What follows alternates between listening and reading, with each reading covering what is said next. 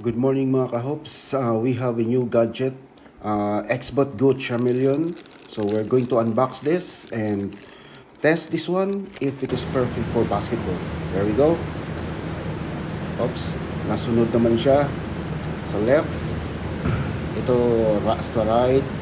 I have that basketball ball, dribble to the left. And then going to the right. Perfect for basketball. We'll see kung live na naglalaro ng basketball yung mga players natin. There we go. Oops, nasunod naman siya. Nag-free throw. Shout out sa Remote Philippines and Hands Tattoos na po yung naglalaro that time. Oops, so it's perfect for basketball. Kasi may ano lang siya, yung follow me at saka yung jersey number. Ito siya medyo sablay, but with this one, ganyan lang siya, perfect for basketball. Talaga siya.